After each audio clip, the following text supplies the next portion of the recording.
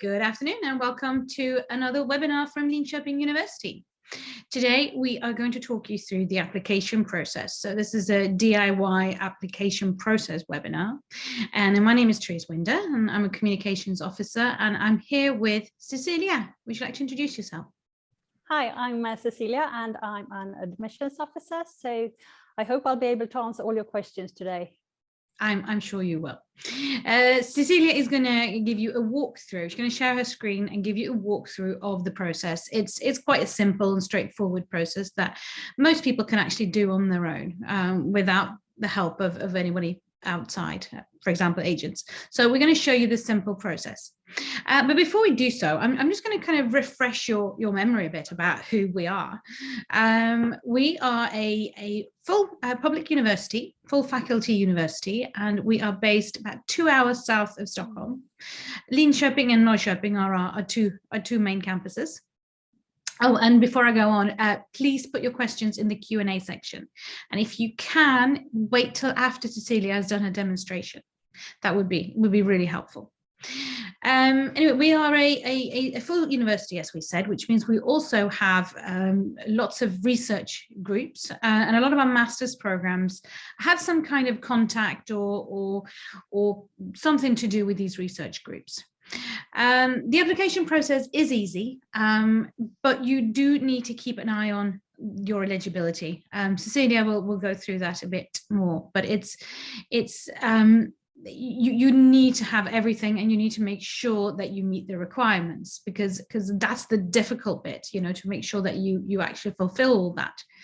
And it is quite strict. And again, the English requirement is also important. We are an international university, hence why the English requirement is important. All our master's programs are taught in English, fully in English, and it's a high level of English that you do need.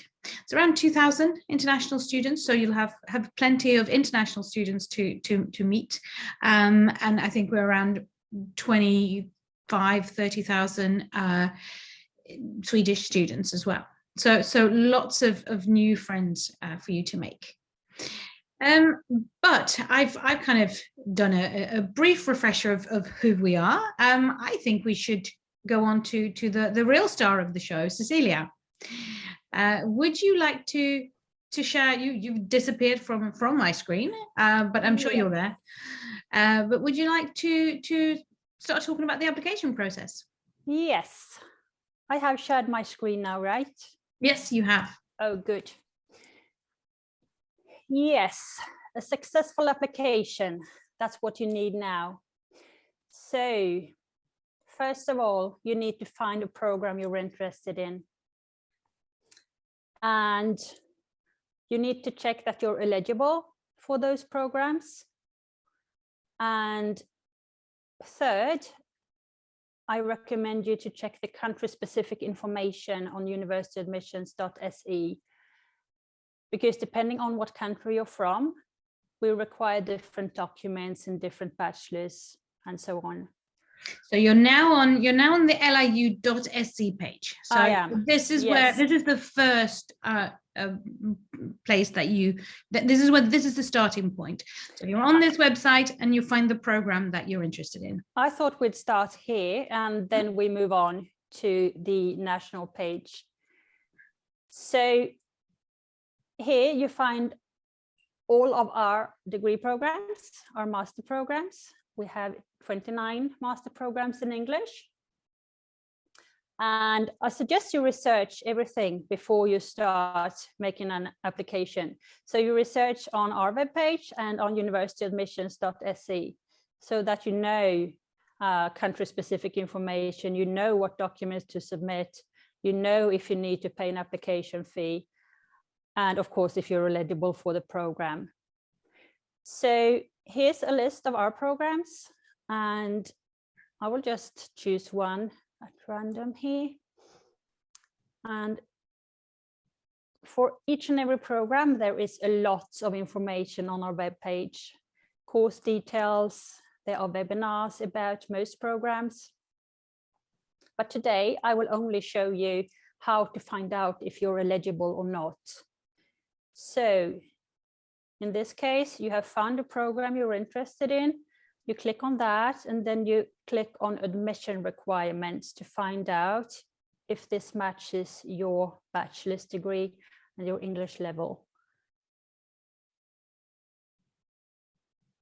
So these are the entry requirements for this program.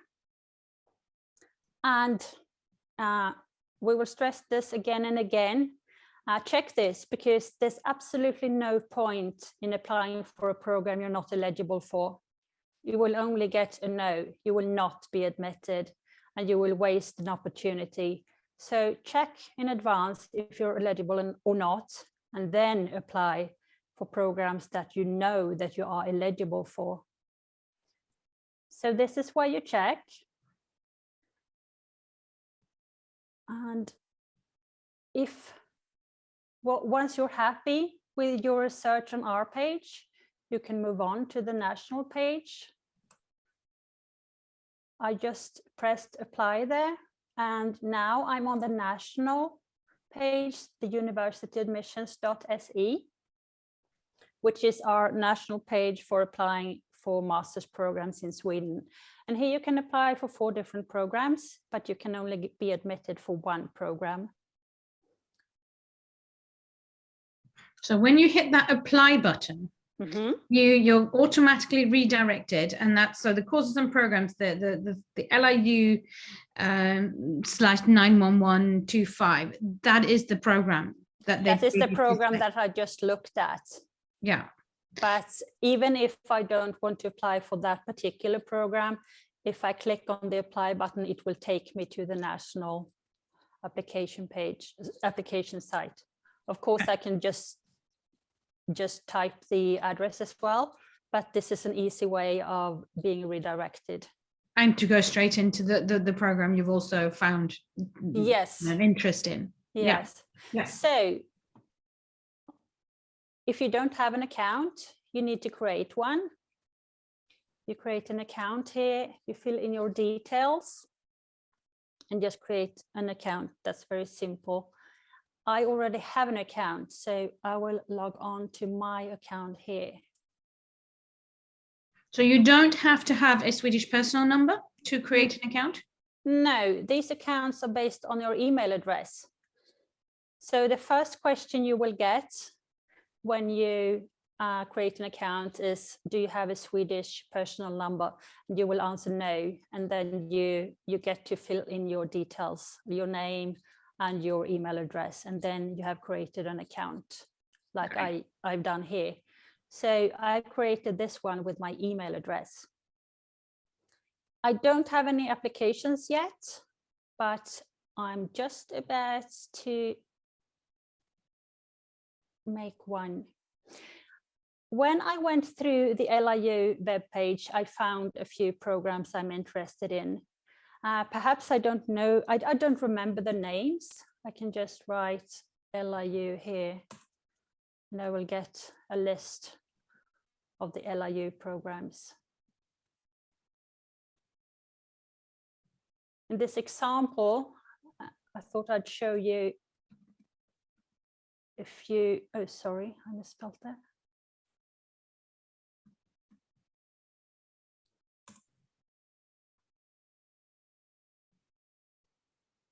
I thought I'm interested in this program. So I click there and I'm interested in this program. So I select that one and I will select this one as well. So I've selected 3 programs that I'm interested in, and they are now here. Can I just stop there? So when you go from the LIU page and you go to the admissions.se one, you then have to redo the search, don't you, after you've logged in? So this is the kind of, it's basically just, you know, the apply now button on our webpage. It's just taking you to the universityadmissions.se. Yes. And, yeah. It's if you only want to apply for one program, it works. You don't have to choose any more programs, because it takes the program from the LIU webpage. When you're redirected to universityadmissions.se, it brings that programs with it. Yeah. But now I decided to apply for 3 programs. So I made a search in the search engine. Okay. So I now selected 3 totally different programs here from the one I showed you earlier. I took 3 programs within management because the aeronautical, which we checked earlier, I'm not eligible for that because I don't have an engineering degree. So there's no point in applying for that one. Here I have my selection. I have 3 different programs. Oh, sorry, that was too quick.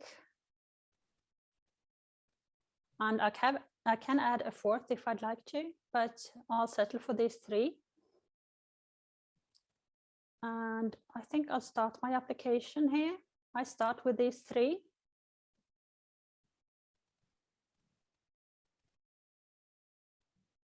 At this stage, I can rank my application. Sorry, I can rank my choices, rank my programs. So if I want business to be number 1, I have it on top because I can only be admitted for 1 program. So the order in which I rank the programs is very important. So basically, if you are admitted to business administration, the other 2 will be deleted. Yes, exactly. So it is really, what happens if you are not admitted to number 1? Does number 2 then stay? Then I may be admitted for number 2. Then you have a chance. Yes. The other thing about the ranking, I would like to add when we're talking about ranking, is the importance if you want to apply for an LIU scholarship. You can only apply for a scholarship for the program you have ranked as your number 1. Yes, that is very important. Yeah.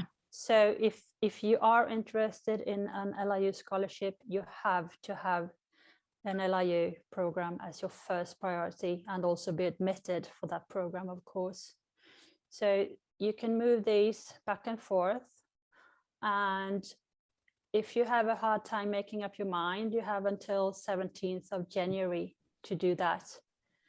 But the deadline is 17th of January, and after that, you cannot change the ranking. I'm happy with my ranking here, but I'm not done yet. You see this little box here, Therese? Yep. I'm not sure what to call it, but if I click on it, I get a text about with some information. In this case, that I should review the specific entry requirements. For this program, I've already reviewed the entry requirements and I know I'm eligible. So I will just click I've read and understood. And for this program, it says that I should perhaps upload a course syllabus. And in this case, I have not checked the specific entry requirements, so I better do that. And I click on more information here. And hopefully I should get a link that takes me back to the LIU web page.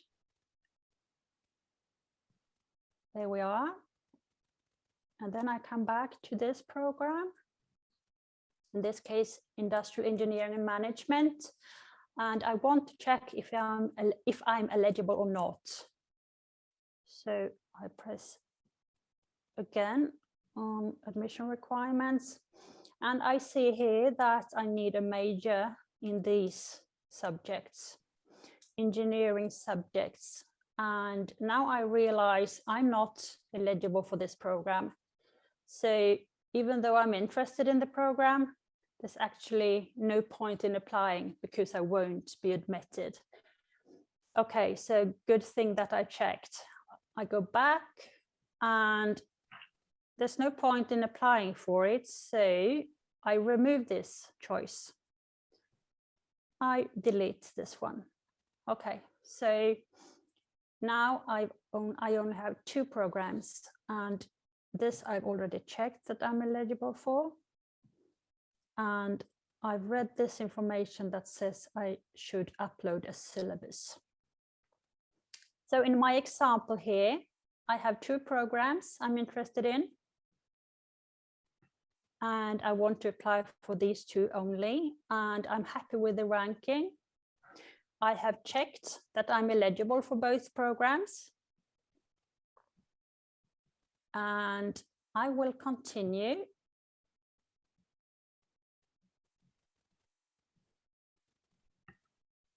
In this example, I will pretend I'm from China. So I will select China here when they ask me what country I studied in.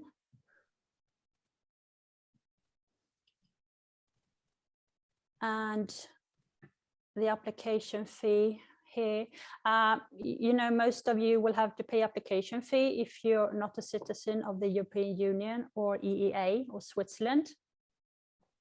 You can read about that here, but you can also find all the information here. Once I finish this page, the application fee will also be visible here. I chose China and it's now visible here. So anytime you like, you can check how to pay the application fee. You can check your application. You can check your documents. You don't have to go via these links here. So I now have 2 programs here. The system informs me that I have to pay. I won't do that now, but I want to show you how to submit documents. Because you will have to submit diplomas transcripts, perhaps translations as well, proof of English, normal and English test, a copy of your passport, and sometimes a syllabus. And you have to upload those. Some of you actually have to have the documents sent to universityadmissions.se, and you'll find out which countries that is important for if you look at country-specific information. Here it's important to choose master's requirements. Don't choose bachelor's requirements, choose master's requirements. And I want to see country instructions for China, since in this example, I pretend to be from China. Select my country from the list, and I will find China. Here I will find all information that is necessary for a Chinese applicant. In this case, what kind of bachelor is required, how you normally meet the English requirement if you're from China, which documents are required, and so on. So very, very important information here, because the requirements for someone from India are not the same as the requirements for someone from China or from Finland, because all countries have different education systems, and they give their students different documents. So read that information and go back to documents and upload documents. You do that here. So you upload to your account. Very simple here. Is there anything else you think, Teresa, I should show you here? No. I think I've done it all. Yeah. So Yeah. I'll stop sharing. And you'll get my picture back. Yeah. Welcome back. I think that was great. I think it's a good way of if you follow that structure, you'll be able to see that you've got everything. I think this is so important. You know, write down a checklist for yourself. You know, make sure that you have looked at the country-specific information so that you don't miss some documents, and make sure you have checked the syllabus if it's required, for example. So I think that was a really good walkthrough, and I think we should start looking at the questions from you guys watching us. What do you think? Yeah. Yes. Let's do that. Yes. Let's start with English requirement. We have a question. Do I submit a document stating I'm exempt from sending in an English language exam if I'm from an English speaking country and have graduated from an upper secondary, post-secondary school there? You always need to submit some kind of documentation. So you'll find that information on universityadmissions.se as well. But sometimes you need to submit your upper secondary school grades or perhaps your bachelor's degree. So either one of those two will work. So say I studied in I don't know, Texas. Should I then, would my high school diploma be sufficient? Did you say you studied in Texas? Yeah, well, okay. That was a bad example. Then your bachelor's degree will be sufficient, because if you took your bachelor's in Texas, that means you will get English 6, so you're fine. Okay. You don't need to worry in that case. But let's say you're from Germany, you took your bachelor's in Germany, and the language of instructions was German. Then you don't get English because of your bachelor's, but some people studied very much English in high school. So then submit your high school degree and you may get English that way. Oh, excellent. Sorry. Thank you. Let's see. Do we have a specific template for the letter of intent? No, we don't. And letters of intent are not required by all programs. And I'm not sure what to say here, but you can, normally we say, what can you bring to the program? Why are you interested in the program? What's your passion? It's a chance to sell yourself. Yeah. You sell you say, you know, why do you want to do this? I think it's a good opportunity to make sure that the assessors know that you really want to do this program, and that you have looked into why you want to do this. It's not something you randomly thought up yesterday, for example. Exactly. And perhaps you have experiences that can be interesting for your classmates. Yeah. So a bit about yourself, about why you're interested. And it doesn't have to be a long letter, 1 or 2 pages. Yeah. Sorry about the noise, the perils of working from home. It might look like I'm on campus on a very sunny, summery day, but it is January in Sweden, so don't be fooled. Thank you for that. Let's see. We have another question here. I understand that Swedish and EU citizens can also apply for the second admission round. Is this also possible if you have already been admitted to one of your study choices in the first admission round? Yeah, it is possible to apply, of course. And I'm not sure why you would do that. If you're admitted to a program in the first round, you don't have to apply in the second. No, maybe if you change your mind and want to apply for a different program, then you can do that, of course. But no, there's no point really in doing that. No. Thank you. How will they know that all of the required documents have been received? Yeah, that is a slight problem, I think, because you can't, once you've uploaded your documents, you can see that you have uploaded a document, but you can't see the actual document. So my suggestion is that you make sure to name the documents properly. So name your diploma, name your transcript, and so on. And then when you upload them, you can see that, yes, I've uploaded a file named diploma. I've uploaded a file named transcript. I've uploaded a file named English test. That much you can see.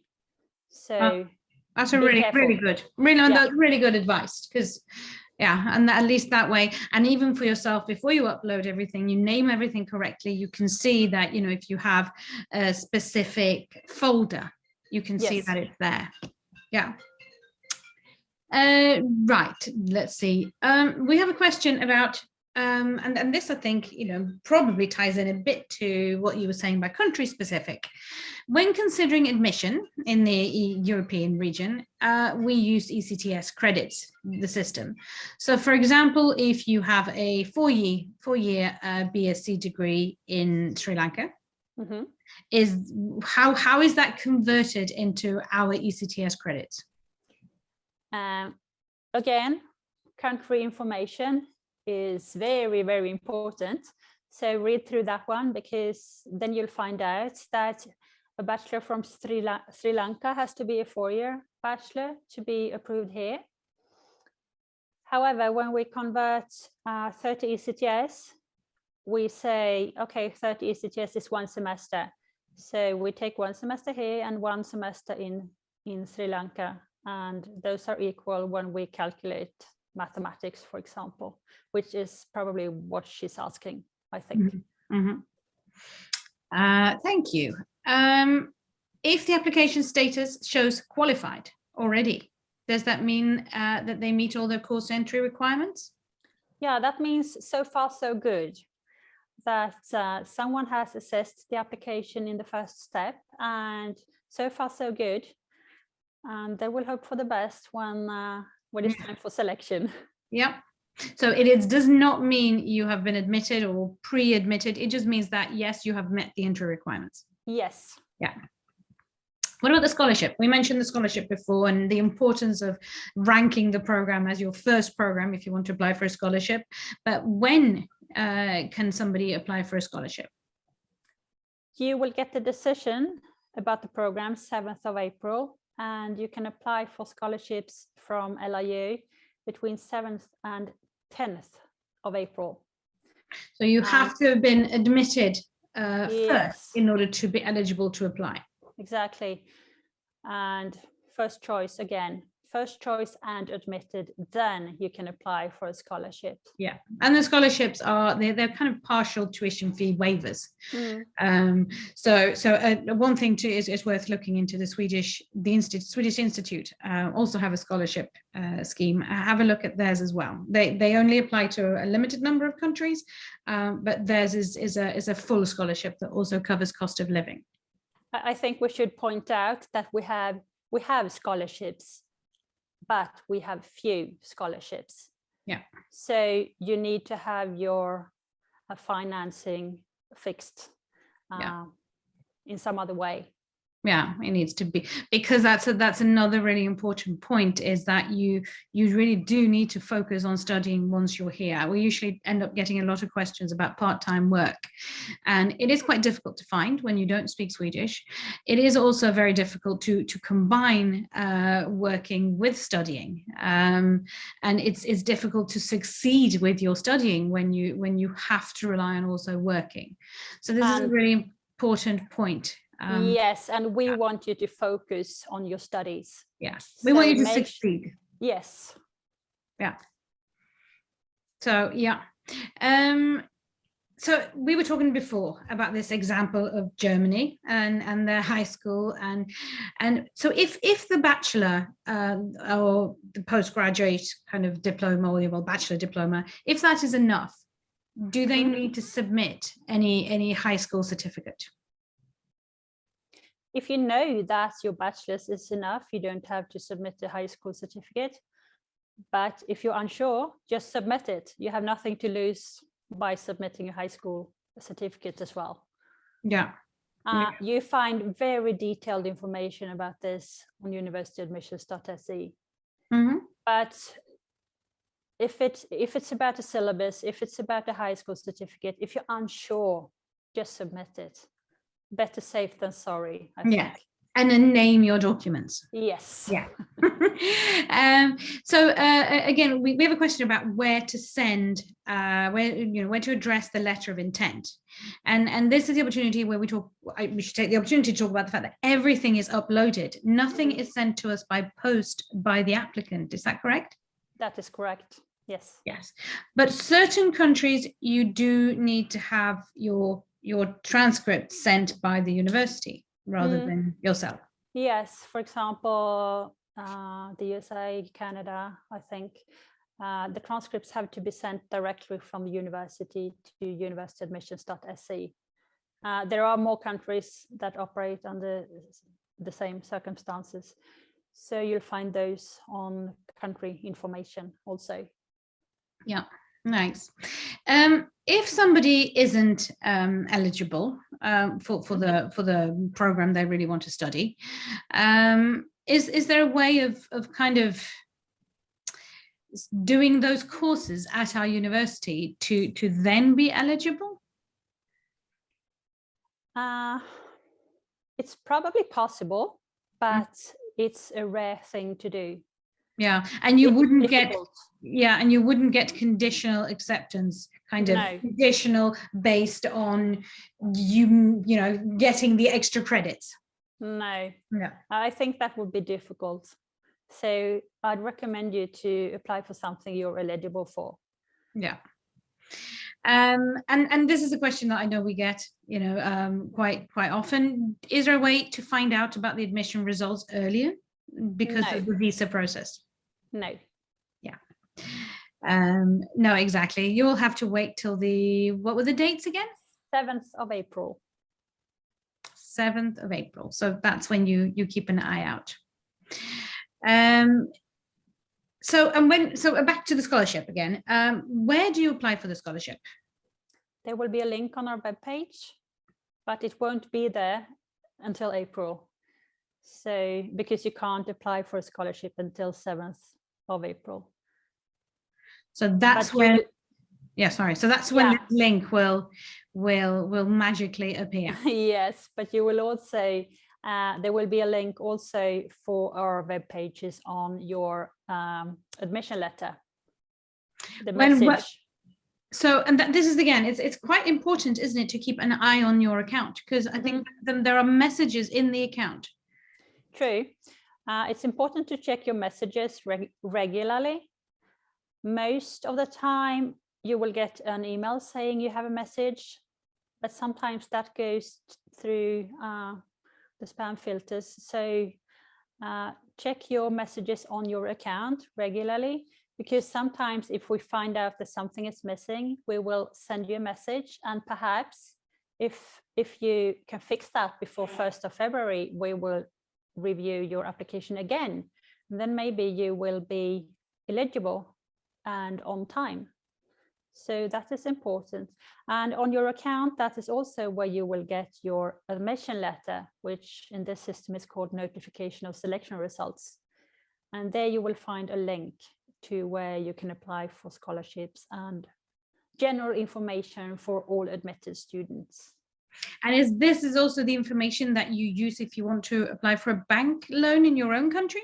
Yes. Yeah. So your account is important. Remember your password. You remember what you used as your login as your password. Yeah. Yeah. We have a couple of questions about syllabus. Somebody's saying that their university doesn't publish the syllabus online publicly. So will a PDF file work? And how do we, you know, what kind of proof do we require that it's what do you say, a correct one? PDF files are normally okay.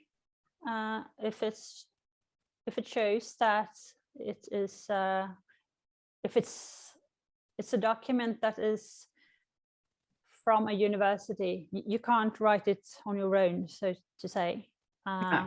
It must be issued by a university. But a PDF, uploading a PDF is fine. Yes, that is fine. Yeah. And in that case, if it is several pages, it would be a good idea to mention what page the courses we're looking for can be found. That helps. Yes, and naming the document syllabus. Yes. So and another one is, can a comprehensive transcript featuring all the courses taken during the degree program and the units, can that work as a course syllabus? Yes. I'll give you an example, the one I normally use. If a program requires 30 ECTS mathematics, and within those 30 ECTS, you need to show algebra, calculus, and mathematical statistics. If you can find those 3 courses on your transcript, then a syllabus is not necessary. But on the other hand, if it's on your transcript only says mathematics 1, mathematics 2, mathematics 3, and there's no mention of algebra, no mention of calculus, we will say no, this student has not studied calculus, unless there's a syllabus that shows us that in mathematics 2, you studied calculus and algebra. Great. So we actually have a question about the transcripts. We keep mentioning transcripts, and somebody is just asking us to specify what we mean. Could we give an example of what kind of document that would be? The transcript is a document that states the courses you've studied, the grades you were given, sometimes the number of hours or credits, and sometimes not. So it's the document you were given when you graduate. I mean, you usually get the fancy document that is your graduation kind of diploma, and with that you also have a transcript, which shows the so that you know we know what courses were taken in a specific bachelor. Thanks. Another question about the fee. If somebody is from France and they want to submit a document to prove that they're exempt from the application fee, do they do that? I mean, is it done automatically? You know, you selected China before. Had you selected France, what would have happened? It's not done automatically. So you must submit a copy of your passport to prove your citizenship in France. And then you will be a non-fee paying student. It works automatically if you have a Swedish P number, if you're a Swedish citizen. But for all other countries within the EU and EEA, you have to submit a document that proves your citizenship. And don't forget to do that, because that is one of the most common mistakes that EU citizens do, that you think you don't have to prove it. You do, because if you don't prove it, the system will assume you should pay. And if you then don't pay, you will automatically not be admitted. Yeah. You will be rejected, and worse, your application won't even be reviewed. Yeah. So, but this is, I'm glad you mentioned the Swedish personal number part there, because we actually have a question from a Swedish citizen, and they're currently studying a bachelor's program at LIU. Do they need to upload documents? So a statement of enrollment status for students in their final year of bachelor studies, English proof, transcripts, and proof of EU citizenship? That is quite hard to answer, because I don't know what background the student has. Normally, we say that if you have studied in Sweden and your university uses the Swedish system LADOC, then we will find your courses. But also a copy of your passport is not necessary if you have a Swedish personal number, because that will work automatically. You must prove English just like anyone else. And if there's a requirement for a syllabus or a letter of intent or for 30 ECTS of mathematics, you must prove that like everybody else. So perhaps you need to submit documents in that case as well. Yeah. So it's not, as you see, it's not always completely straightforward, but if you look at country-specific information, there is so much useful information there for what you do need to submit. There's a question here regarding kind of final year and final semester. If it's required to have a certain amount of ECTS in a specific subject, so do they need to prove that they have those when they're applying, or can they still, you know, attain them in their final semester and then send the proof as long as they have them when they start? You're welcome to apply if you're on your last semester, that is fine. Then you just submit a last semester certificate that states you're on your last semester. But if there are specific requirements, like again, I will take the example of 30 ECTS mathematics.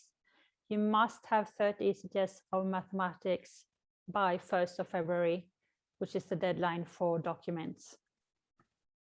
So if it requires more than one semester. Yeah. And this again, you know, we go back to it, the syllabus. When you upload it, is it okay to do one PDF with a table of contents at the first page, or do you actually want a syllabus for every single subject? A separate. I just want a syllabus for those subjects that you need to prove. So if you need to prove calculus, those pages are sufficient. I don't need 100 pages about other things. Just the pages for the courses that are relevant, those are sufficient. Yeah.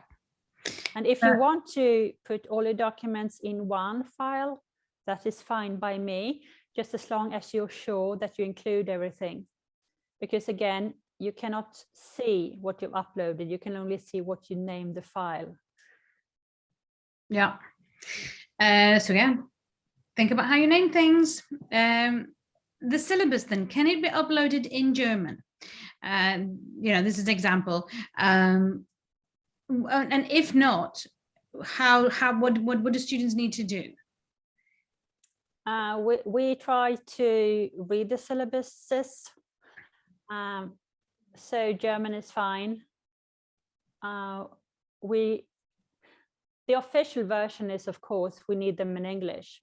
If you don't have them in English, we can read German, Spanish, French, Portuguese, Chinese, and that's probably our limit. So in all other languages, you need to have them translated.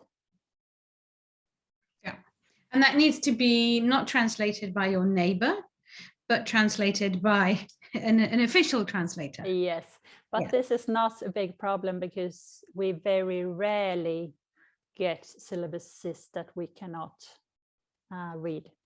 Okay. So most universities have syllabuses in English. Mm-hmm. We have again kind of a question with the English requirement. There's two different again here. I mean, one of them is that if the transcript mentions that the medium of instruction is English, that is enough to meet the English requirement, isn't it? Yes, that is good. Yeah, that is good. But what if they have submitted a signed letter from the university that they had all the instructions in English during their bachelor studies? That is normally not accepted. It has to be stated on official documents like diplomas or transcripts or diploma supplement. Yeah. So yes to one, no to the other one. So basically it needs, you're fine if it says that the mode of instruction for your bachelor program was in English. On your transcript or your diploma. Yes. Yeah. It doesn't work if your professor writes a statement that says, Therese is very good when it comes to writing in English. That does not work. No. But official documents work. Official documents work. Someone is wondering if you have citizens from two countries, one EU and one not. Do they have to pay the application fee and the tuition fee? No. Then you prove citizenship for the EU part. So send us a copy of your passport from the EU country, and then you don't have to pay the application fee nor the tuition fee. So that's a good deal. It's a good deal. Do they have to prove this with a passport? Yes. Could also have a document that proves it, but that's very rare also. Passport is the most common way of proving this. Yeah. Thanks. The country-specific requirements information that we keep mentioning. If you have somebody who is from Bangladesh, they live in Sweden, but their master's was done in Russia, which country information do they look at? Russia. The country information is, by that we mean the country that you studied in. not the country that you were born in. So if you studied in Russia, you look at Russia. If you studied in the USA, you look at the USA. And it's a good thing that you mentioned that, because it's very, very common that people have a bachelor's degree from, let's say, Mexico or Sweden, and they studied a year in America, in North America, the USA. Then they have to look at the country-specific requirements for Mexico for the bachelor's, but for that year, they need to look at the USA. So that depends on where you studied. Yeah. I hope that answered the question.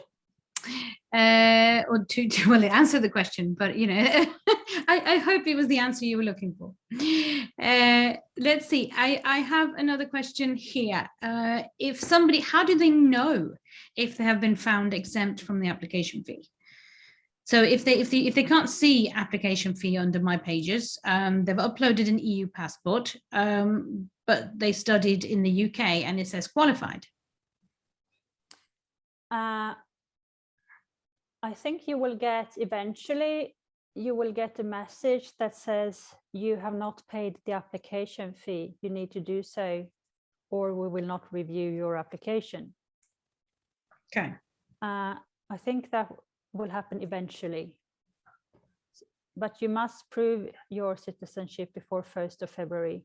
So 1st of February. Or pay your application fee. Yeah. Thank you. Somebody would like to know, what should they do after they have uploaded all of the required documents?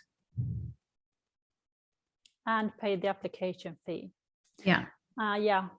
Then you just relax and live your life as normally and hope for the best, and check your messages regularly, and hopefully everything will be okay and you'll be selected. Okay. So keep an eye on your account. Yes. Important. Thank you. We have a question here about kind of funding. So if they're admitted to the program of choice, how do they show proof of funding? Is it for the first year of study, or do they have to show proof of funding for the full 2 years of the program? You have to pay the first semester. So first semester, and then you pay for the next semester during summer. And it's different when you apply for a residence permit, though. Then you have to show more funding, but that's a different thing. So to us, you pay the tuition fee for the first semester.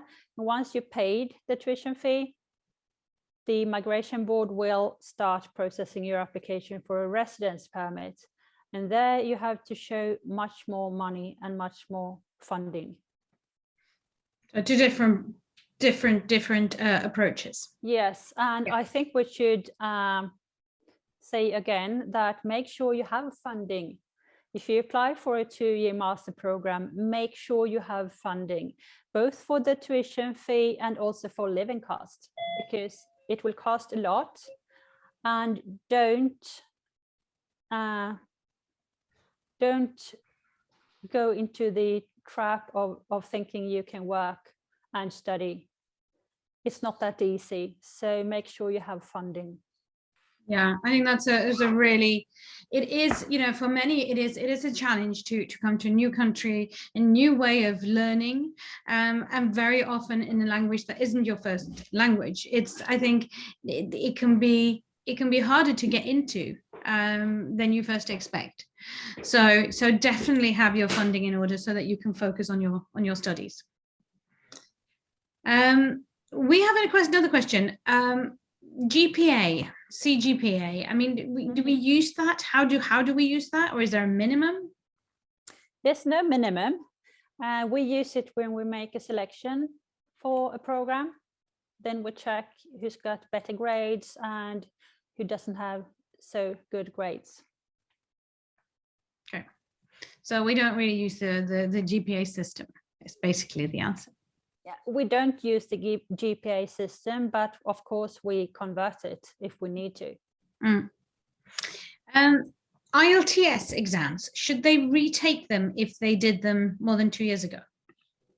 As long as we can get an answer from the IELTS that says your exam results were fine and that you were actually the person who took the test, we will accept also older tests.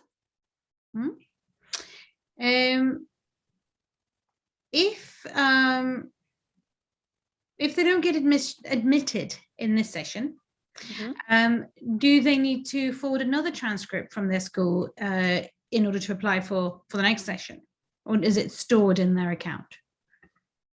What you submitted is stored on your account. So if you apply for something else next year, perhaps, then your documents, they will be there. If they are enough next year or not, it's hard to say. Depends if you apply for the same thing or for something else, or why you were not admitted. But your documents will still be there. And letter of intent, should they do a new one, or can they reuse the one from the previous year? That's your own choice, of course. I would write a new one because a lot has happened during the past year. And I have a lot of new experiences, and perhaps I'm applying for a different program, and then I really need to write a different letter of intent. Yeah, this is important. Write a letter of intent for each program that requires a letter of intent. Don't just use one for all of them, but because it really needs to be tailored to that program. How strict is the black and white rule about scans? Strict. Good. Scan your original document. That means in color. Okay. So very strict. Yes. I have a question about if a certain country is eligible, and we don't certify certain countries as eligible, do we? No. No. So welcome. We check bachelors from certain countries, and what you can ask is then how many years must I study so that my bachelor is approved. But no, we don't check countries as such. Yeah. And then is there an official submit button for when everything is kind of uploaded, or is just having the documents uploaded enough to kind of be a submitted? Once you submitted your application like I did, just I picked my programs and submitted that digital application, and I've paid my application fee and I've uploaded my documents, then I'm ready to go. There's no final submit button after that. Okay. Thanks. If the bachelor's degree, which again here the kind of, with the importance of the kind of country and where you're from, if the bachelor's degree is in English language and literature, but at a Greek university, what do they do then? I mean, is that how do they prove the English then? They will get English 6 with such a degree, because studying English as your major means you will get English, so you don't have to take a test. So when English is a major, so that it doesn't mean so the transcript doesn't have to say that the mode of instruction was English. The fact that you have studied English as a language. Yes, those are two separate things. One way of proving English is that it says medium of instruction was English. That is one way. Another way is that you studied English as your major, and that gets you English as well. Okay. What is kind of most common mistakes made in an application? Not checking that you are eligible, I think, when it comes to specific requirements. That is one thing. And the other thing is that EU citizens don't prove their citizenship and fail to pay the application fee. They don't have to pay it, but if they don't prove their citizenship, the system assumes they are fee-paying students and expects them to pay. So check eligibility and make sure to either pay your application fee or prove your citizenship as a non-fee paying student. Okay. And I'm thinking of adding a third thing here. English test. You have to plan in advance because it takes a long time. First, you need to have a date, you have to take your test, and you have to wait for results. So don't wait, plan ahead. So take the test as soon as possible because it has to reach us before 1st of February, which is the deadline. Deadline is really important here. Yeah, that's a question about the deadline. So 17th of January is the deadline for the online application. Can they upload the documents after the 17th of January? Yes, before 1st of February. Yeah. So 17th of January and 1st of February. And don't miss these deadlines because you will not be admitted if you miss them. Doesn't matter how good a student you are, you will not be admitted if you apply late, which is how we will see it if you miss those deadlines. Yeah. There's another question, I think, regarding, we have two questions kind of relating to the same thing, which is when you apply the ranking and when things are deleted. So, we talk about it's important to rank the program you want to apply for a scholarship for as your number one, but that's not the only important thing. It is also, you can't apply for 4 programs and then get admitted to all of them and then choose. No, you decide which one is most important to you when you rank the programs, and that is when you apply. So if you have business administration as your first, and you have child studies as your second, and international relations as your third, if you are admitted to business studies, the other 2 will be deleted. So you must decide which one is most important to you before 17th of January. Yeah.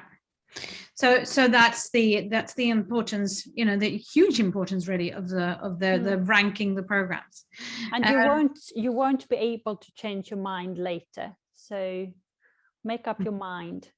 And there's a lot of information on the program page about the program, and there are blogs and there are webinars, so you can find out a lot about the program on those pages. Yeah.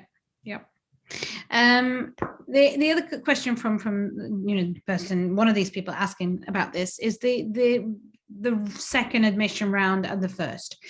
It's unclear what the difference is, and if you're from the Netherlands, should they apply now or should they wait? I mean, does it matter? It's I agree, it's unclear. I recommend all foreign students to apply for the first round, the one that has a deadline in January, because then you get your answer, you get your admission letter early, and you have time to plan to move to Sweden. The second admission round, that is mainly for Swedish students, but also for EU, EEA students. They don't get their admission letter until mid-July, so that is quite late. You get your answer in mid-July and you start end August. I should also add that application process is, as far as I know, this year as well, is only in Swedish. So which, you can still do it, and we do have a walkthrough on our website, filmed walkthrough, but it makes it quite a lot harder because you need to know what you're clicking on and kind of why and in which order. So yes, it's a good idea to do it now, 17th of January. Yes. Do we offer waivers for anybody for the application fee, not based on citizenship? No.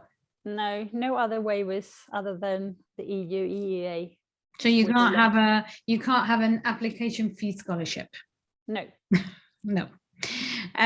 So all the documents in the documents section, you put all documents there, including the motivation letters. Yeah. Yep. This is important. Again, it is,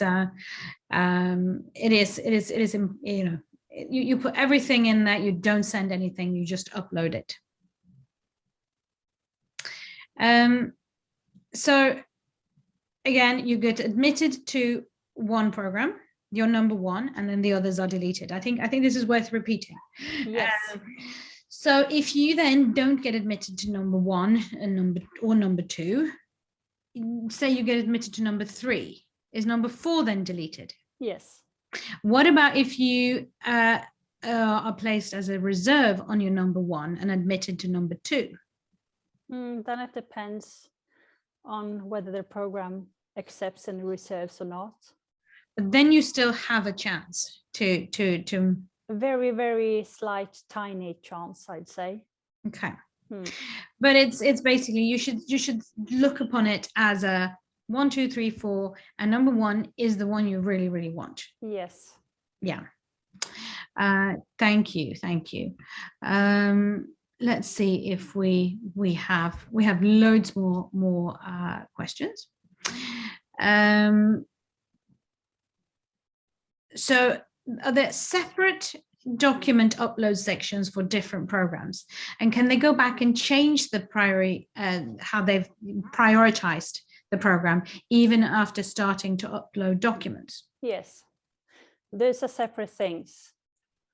So you can upload all your documents and then you can change the ranking if you want to until 17th of January. But after that, no. It's a no-go. No, it's a no-go. We've been talking for an hour already. Yes, I think you need to summarize. Yes, the most important points here. Exactly. I think this is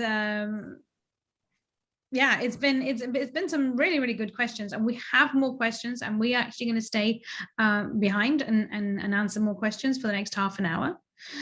So we're not leaving you quite yet, but we are leaving. Cecilia and I will be leaving the live answering of questions. But the important things, as you said, the mistakes, the most common mistakes is eligibility. So for example, me as a history graduate should stay clear of aeronautical engineering, for example, because yes, even if I like aeroplanes, I will not get admitted. And I think this is important. And if, for example, if you're interested in sustainability, that we have two programs. One is Science for Sustainable Development, and one is Sustainability Engineering and Management. So you need to kind of look at what background you have when you select which program you can actually apply for. Because even if the engineering program might tickle your fancy a bit more, if you don't have the right background, it is a kind of wasted application. It is. So do your research and check if you're eligible for the specific requirements. Yeah. Also plan ahead and make sure to apply on time. Yeah. On time. So the 17th is, when is the 17th? Is it on next Monday? It's 11th today, so yeah, it will be very soon. It's very soon. So make sure that you have ranked your programs in the order that you want to actually study the program. And also, if you are planning to apply for a scholarship, double check your ranking. And then the mistake number 2 we talked about was not proving your citizenship. So even if you're from Germany, you're from France, Spain, and you think Swedish, if you have a personal number, then you're fine. So they're the only ones who kind of don't have to prove with a passport. But this is important. The English requirement, look at the specific requirements for your country, because from what I gather, you can prove it with your high school diploma. If you've, for example, Germans have often studied enough.